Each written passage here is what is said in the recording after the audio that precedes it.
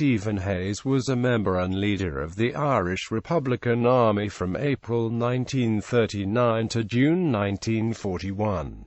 Hayes was born in Enniscorthy, County Wexford. During the Irish War of Independence, he was commandant of the Wexford Brigade of Fianna, Éireann. He took the Republican side during the Irish Civil War, during which he was interned. Hayes was active in Gaelic Athletic Association circles in Wexford.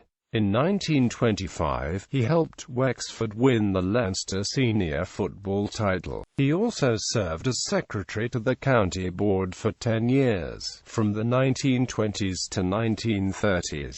IRA activities. Hayes joined the IRA and was on the IRA Army Council in January 1939 when it declared war on the British government. When IRA Chief of Staff Sean Russell departed on IRA business to the United States, Hayes was left in control of the organization. After Russell's death in August 1940 on board a German U-boat en route to Ireland, Hayes became Chief of Staff. His time in office was marred by controversy, and it is widely believed that he served as an informer to the Garda Síochána. Hayes had sent a plan for the invasion of Northern Ireland by German troops to Germany in April 1940.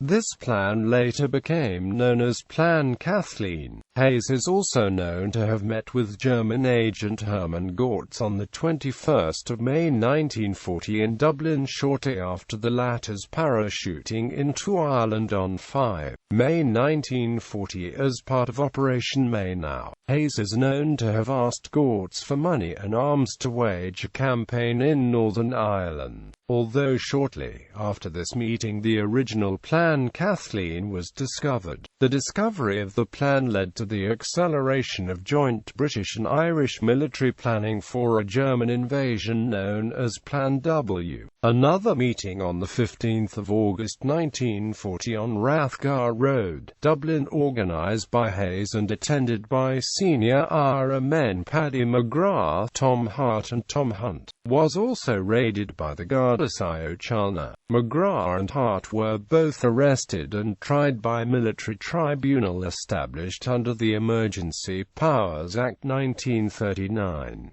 They challenged the legislation to the Irish High Court seeking a writ of habeas corpus and ultimately appealed to the Supreme Court. They were represented in the courts by Sean McBride. The appeal was unsuccessful and they were executed by firing squad at Dublin's Mountjoy prison on the 6th of September 1940.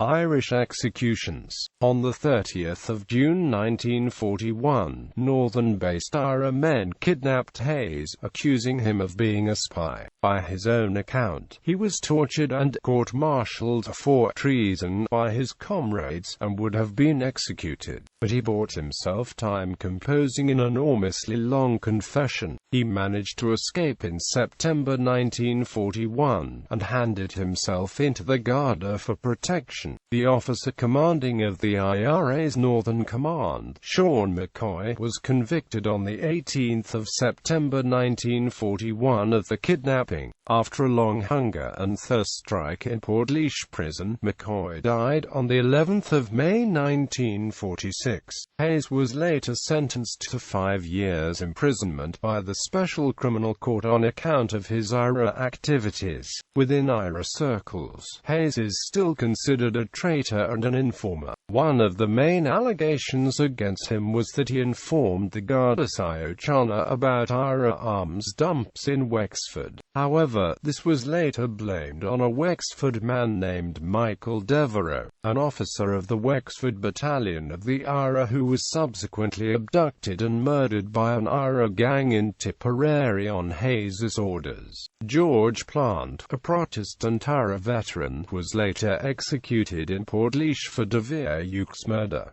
Later life. After his release, Hayes resumed his clerical position at Wexford County Council. He died in Enniscorthy on the 28th of December 1974.